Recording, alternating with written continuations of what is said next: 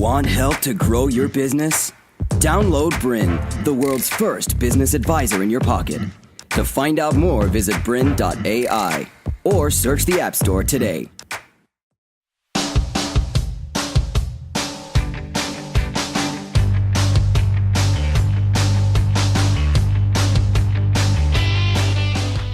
Hello, and welcome to another episode of Family Business Matters.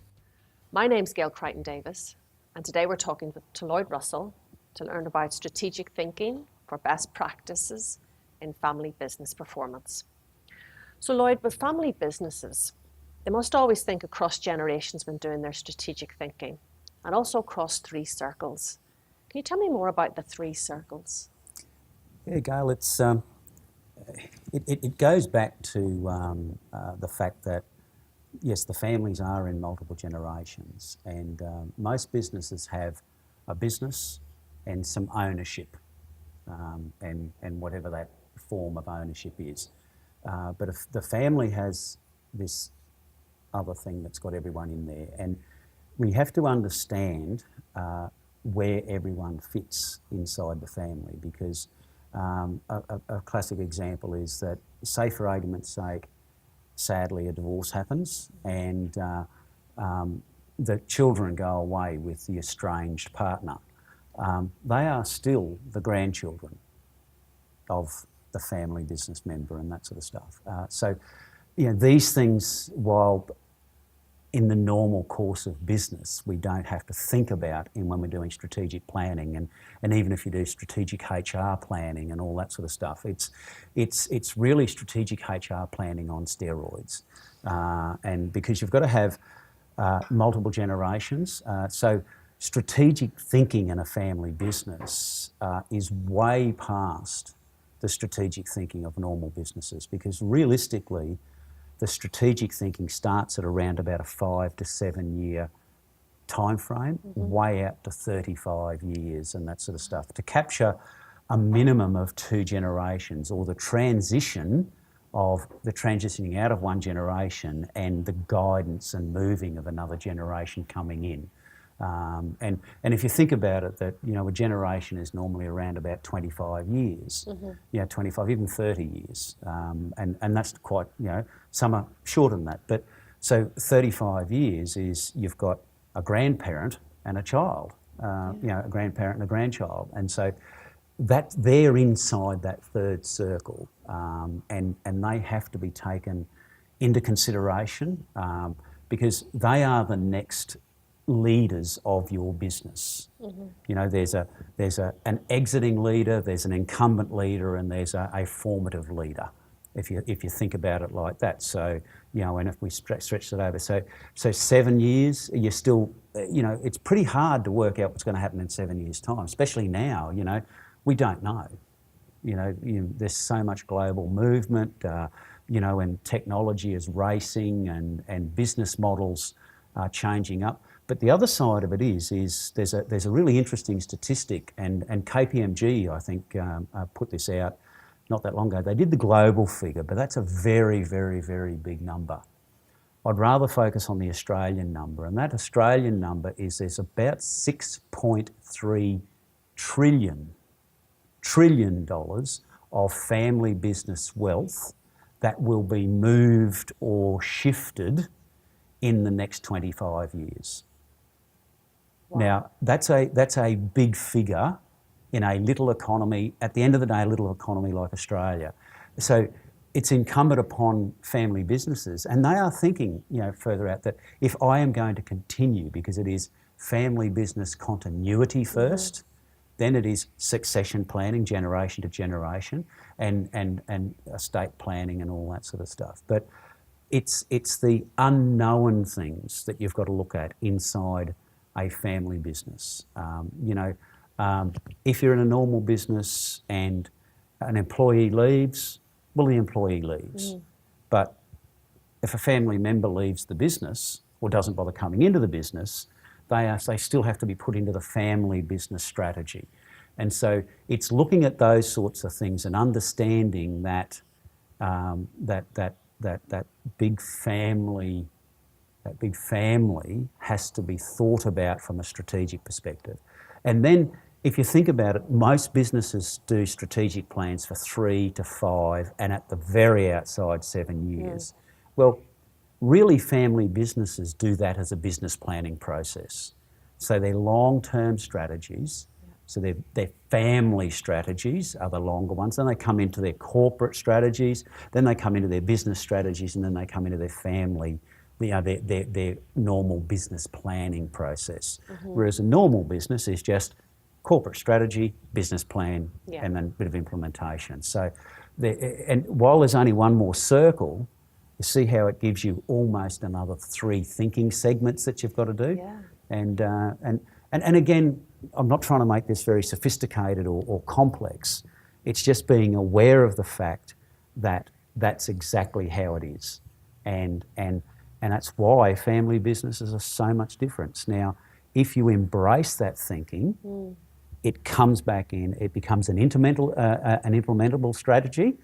And I know your background in that project management and strategic project management area.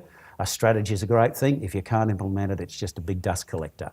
And again, as the topic says, it's strategic thinking for best practice for business performance. And so there's no coincidence that it's actually in 3 either. You know, so we're making sure that we think about those sorts of things, and every single family business does it. You know, we do it in our family businesses that I work with. You know, we make sure we do that. It's not easy, because at the end of the day, it's about the business as well, because that generates it. So yeah, it's that really complex. But again, I know we talked about it in the previous subject about previous session about family dynamics, and it's that balance between EQ and IQ. Yeah. Because you can have a lot of IQ and a beautiful business plan, and it can be implemented and all that sort of stuff. But how do you handle this stuff out over the sky? Yeah. And in a normal business, you go, yep, that's blue sky. If it doesn't happen, it doesn't happen. But if you've got a 3-year-old daughter coming along, it's not blue sky, is it? It's real. Yeah. It's real, because this 3-year-old in 30 years' time is going to be a 33-year-old and possibly have kids. And so you're not going to dwell on it. You're just going to make sure that things sit in place. And and I think this is the power of a family business as well. How many corporate strategies have you seen in your life that are beautiful documents, and you see it in governments and that sort of stuff as well? They're beautiful documents, and I would have loved to been the graphic designer in those documents, because I think they probably made the most money out of it. Yeah. But, you know, a family business, a family strategy, and that might be on 2 sheets of paper, you know, but it is implementable, and it's always implementable. Why? Because they've got not only skin in the game, they've got humans in the game. And that's really, really, really critical to understand. And those humans have got a personality. Those humans have got a life to live. And so that's why it's that long term and the 3-circle type thing. It's what makes family businesses unique. It's what makes them flexible. It's what makes them innovative, because they are thinking of continuity first. And that continuity isn't just the term of the CEO. If he's got a 5-year contract, it's the term of the CEO. No. And you can't walk away from it. You know, at 50-year-old, you can't walk away from the family and you live till you're 90. You've got to live with the consequences of your decisions as well. So it's not it's both ways. Yeah. Yeah. That's very powerful, very, very strong. And so how do family businesses go about doing that? I know we talked about in the dynamical in the session about the family business dynamics, about the family charter, and then we touched on the next gen forums. So how do we actually start building that so that we do have that continuity and they do have the purpose going forward? Can you tell me more about that? You've got to stick to business principles, and I think we've got to understand that as well. That it's still about business principles, but it's also about family values and the legacy and the family principles, and that sort of stuff. So it's about it's about engendering the fact that this is about continuous improvement. It's about continuous accountability. It's about there is no hiding. There is no excuses. Because you can't move on and go to a different country or a different state or a different town or a different industry or whatever, and part of your history comes with you, but it doesn't. The history is there all the time, but it's not only there for the family, it's there for every other person to see, because you might have 2 generations of people working in your family business as employees, and they know the history as much as what you do, and things like that. Now, that develops the need for a different risk type analysis and that sort of thing, because they're not insurable risks, they're not the normal risks that you can do, and you're in that field, project management and that risk understanding, looking over the horizon and going, well, what if, let's put a milestone here and that sort of stuff. It's very much understanding that these risks are perceived to reality is a very short crossover in a family business, because it's a behavioural thing and all that sort of stuff. So understanding that even from a young... To continue enjoying this presentation, download Brin, the world's first business advisor in your pocket. To find out more, visit brin.ai or search the App Store today.